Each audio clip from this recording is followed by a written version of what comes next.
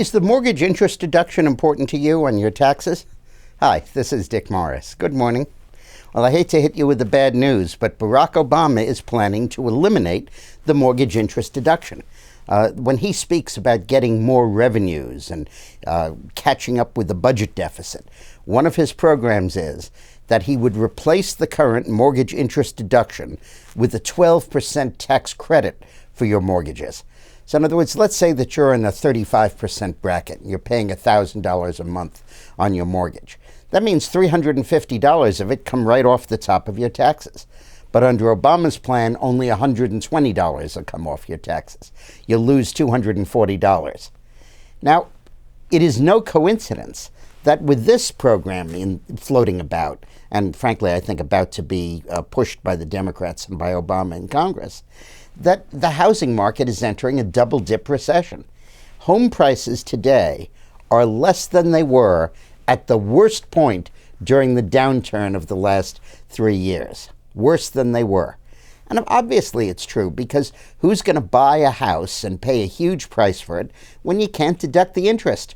It's not so much now when it's a low interest rate, but we all know that rates are going to go up, and all of a sudden homes become unaffordable.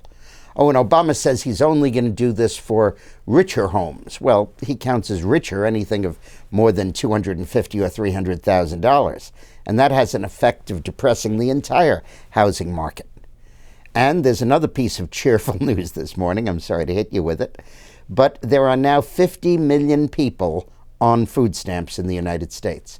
50 million. When Obama took office, there were 26 million. The number of people on food stamps has doubled in the Obama presidency. The food stamp is really the symbol of this administration. And it's the symbol of what's going on here. The entitlements, the welfare-based entitlements are soaring. You know, when I worked for Bill Clinton, he and I worked hard at reforming the welfare law.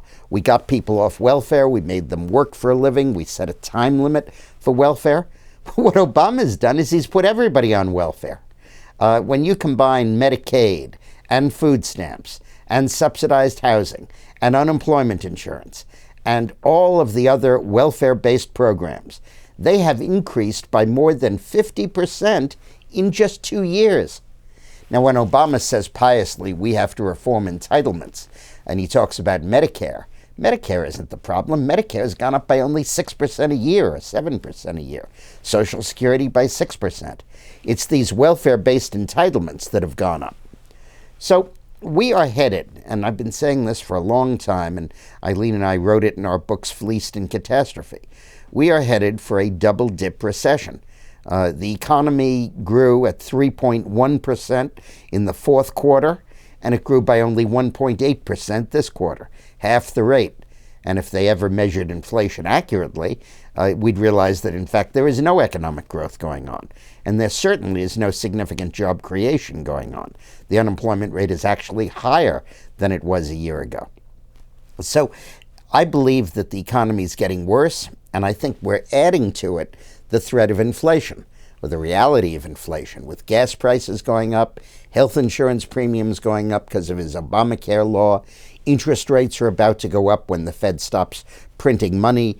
Commodity prices like food and soybeans and corn have virtually doubled over the course of the last year. So the economic situation is a disaster, and it's a disaster caused by the policies of this administration. What's the way out? It's easy. Just undo the policies that have got us here. Tell people you can keep your mortgage interest deduction. Tell consumers we're not going to raise taxes, even on the top 2%, because they spend 33% of the money, and we want consumers to be spending to get this economy going. You can lift up this economy by simply repealing the taxes, the regulation, the threats, and the misguided policies of this administration. So there's a bright future ahead of us if we can get rid of Barack Obama. So keep watching these videos, and we'll talk a little bit more about how to get rid of him. But boy, do we ever have to. Thanks for listening. Have a nice breakfast.